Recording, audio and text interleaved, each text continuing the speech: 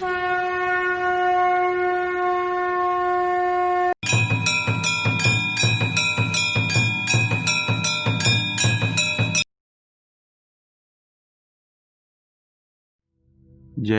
श्री कृष्णा।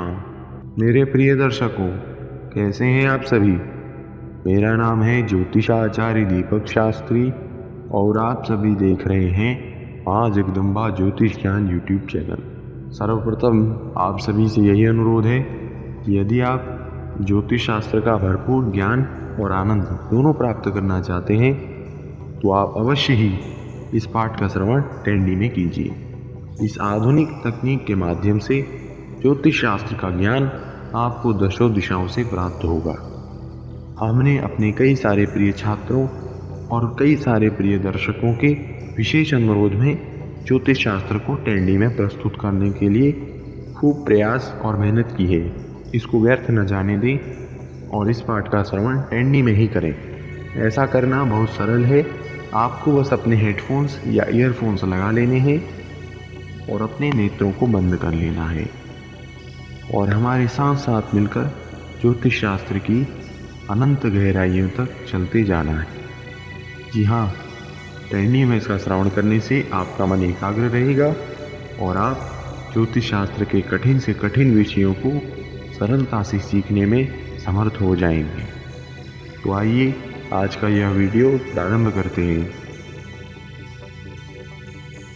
मेरे प्रिय दर्शकों और मेरे प्रिय छात्रों जो निरंतर हमसे जुड़े हैं और हमसे ऑनलाइन तथा ऑफलाइन दोनों माध्यमों से ज्योतिष शास्त्र का ज्ञान प्राप्त कर रहे हैं, उन सभी के अनुरोध से हम अपने ज्योतिष शास्त्र की सीरीज में काल सर्प योग के विषय में चर्चा कर रहे हैं।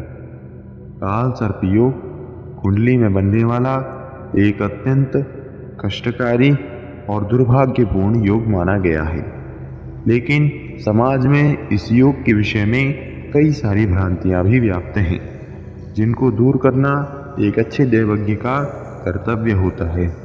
इसलिए हम प्रयास करेंगे कि काल सर्प योग के विषय में आप तक सभी शास्त्रीय तथ्य और साथ ही हमारे वर्षों का अनुभव जो हमने कई सारी कुंडलियों का अध्ययन करके और जातकों के जीवन में प्रत्यक्ष फल को देखकर भी प्राप्त किया है, वह आप तक पहुंचा सके। हमने काल सर्प योग के विषय में कई वर्षों तक चिंतन किया है। हमने कई सारी कुंडलियों में काल सर्प योग से मिल रहे प्रभावों का भी विश्लेषण किया है। साथ ही हमारे गुरु और आचार्यों से जो हमको काल सर्प योग के विषय में ज्ञान प्राप्त हुआ, वह सभी हम आप सभी के साथ इस सीरीज में बांट रहे हैं। इससे पूर्व में भी हमने काल सर्प योग पर कई सारे वीडियोस बनाए हैं। यदि आपने उन्हें नहीं देखा है तो आप अवश्य देख लीजिए, क्योंकि उन्हें देखकर आपके लिए आज का यह वीडियो समझना सरल हो जाएगा। फिर भी हम अपना पूर्ण प्रयास करेंगे कि आपके लिए यह वीडियो समझना सरल हो, इसलिए आप ध्यानपूर्वक समझने का प्रयास कीजिए। हम हमेशा ही अपने छात्रों से कहते हैं कि ज्योतिष शास्त्र रटने का नहीं अपितु आत्मसात करने का विषय है। इसलिए आप सभी हमारे साथ मिलकर ध्यानपूर्वक इसको समझिए। हम इस सीरीज में बात कर रहे थे 12 महाकाल सर्प योगों के विषय में। हम 12 भावों में बन रहे उन 12 काल सर्प योगों के विषय में, उन भावों में 12 राशियों को रखकर जातक के जीवन में किन किन प्रभावों को देखा गया है, उस बारे में चर्चा कर रहे थे। अभी तक हमने कर्कोटक काल सर्प योग तक जान लिया है। आज हम बात करने वाले हैं शंखनाद काल सर्प योग के विषय में। सर्वप्रथम जानते हैं कि यह काल सर्प योग कुंडली में कब बनता है।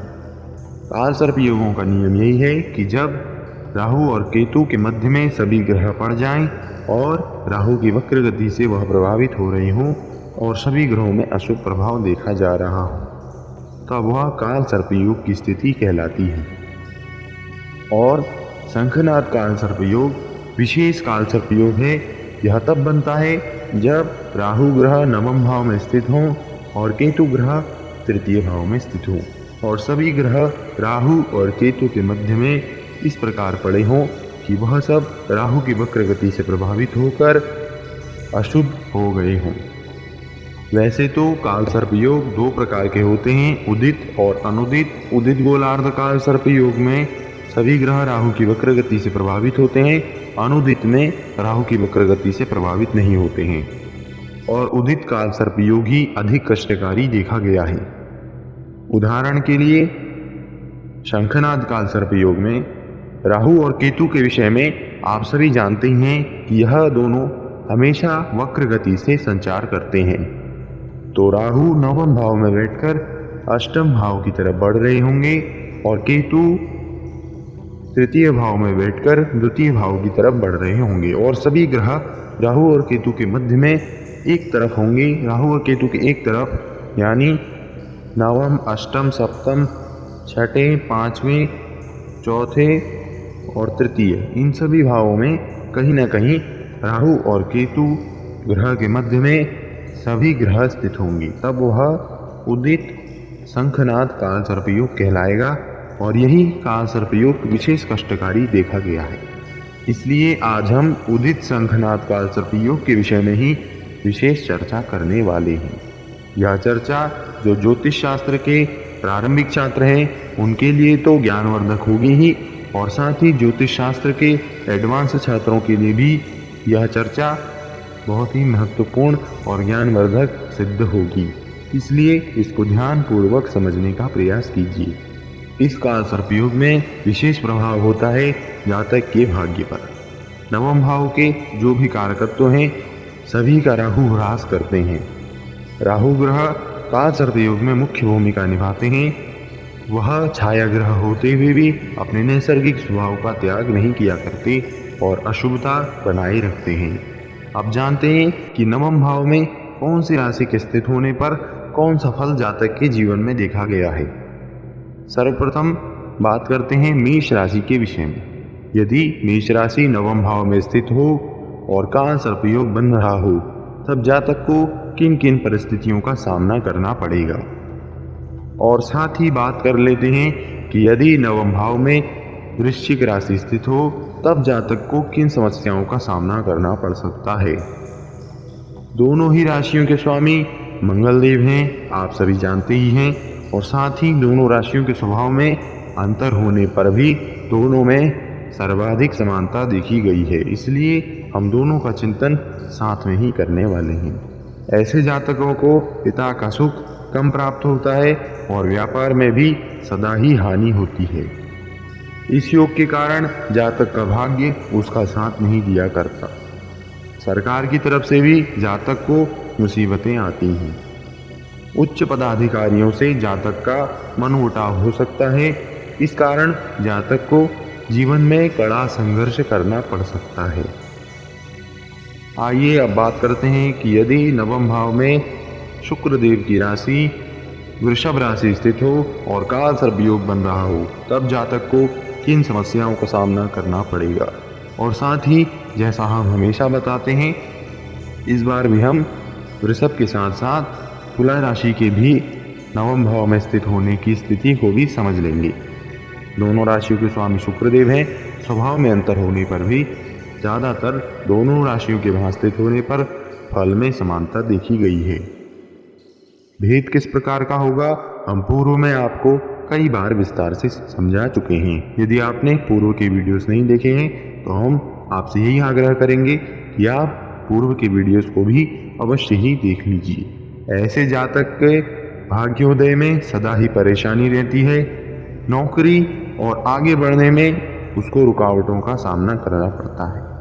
ऐसे जातक के मित्र उससे कपटपूर्ण व्यवहार करते हैं और जातक को अदालत से भी दंड प्राप्त हो सकता है। मामा की तरफ से भी जातक को कष्ट सहना पड़ सकता है। आइए अब बात करते हैं कि यदि नवम भाव में बुध देव की राशि मिथुन राशि स्थित हो अथवा कन्या राशि स्थित हो तब जातक को किन समस्याओं से जूझना पड़ेगा, किन किन परिस्थितियों का जातक को सामना करना पड़ेगा। ऐसे जातक चिंता और परेशानी से सदा ही ग्रस्त रहते हैं। इनका मन अस्थिर हुआ करता है और यह दोहरी मानसिकता वाले भी हो सकते हैं। ऐसे जातक बहुधंधी होते हैं कई प्रकार के व्यवसायों में इनकी रुचि होती है, लेकिन किसी भी व्यापार से इनको आशातीत सफलता प्राप्त नहीं होती है। तो आइए अब बात करते हैं कि यदि नवम भाव में कर्क राशि स्थित हो और काल सर्प योग की स्थिति बनी हो, तब जातक को किन परिस्थितियों से गुजरना पड़ेगा।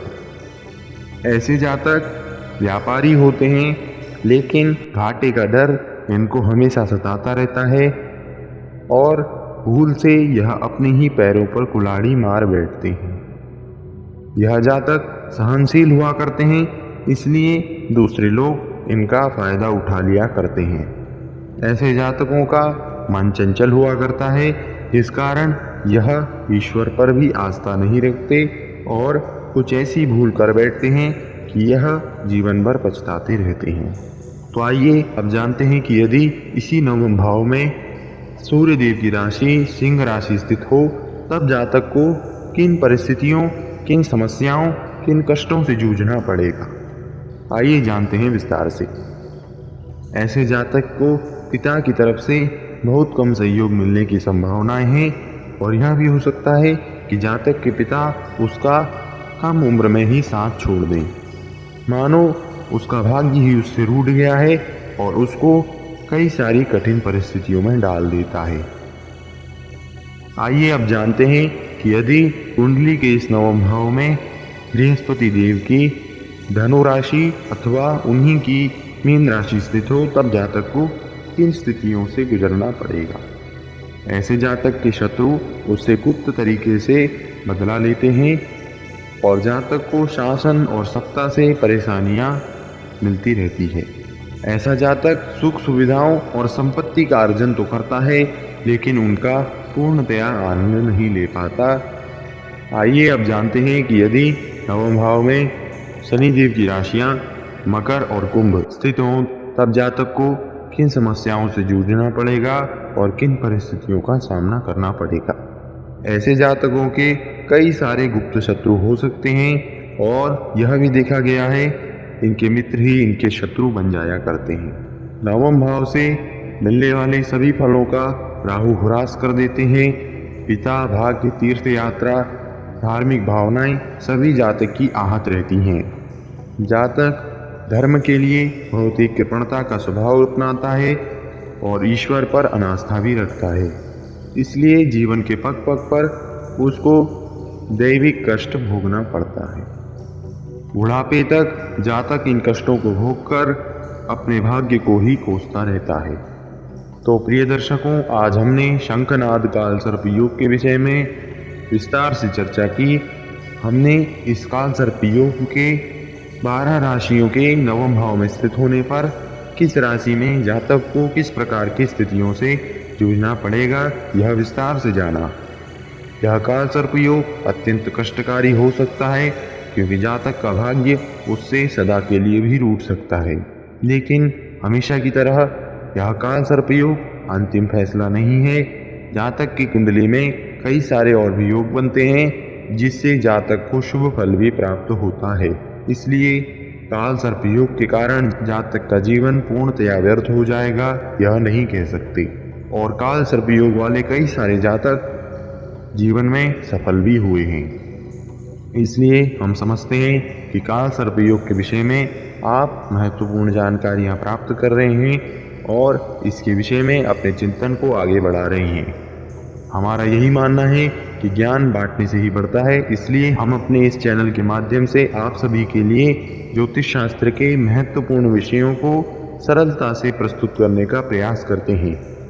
आपको भी हमारा पूर्ण सहयोग करना चाहिए, ताकि हम आपके लिए नए नए वीडियोस और भी अधिक संख्या में बना सकें। ऐसा आप हमारे चैनल को सब्सक्राइब करके, हमारी वीडियोस को अधिक से अधिक लाइक करके और अपने मित्रों के साथ अधिक से अधिक शेयर करके कर सकते हैं।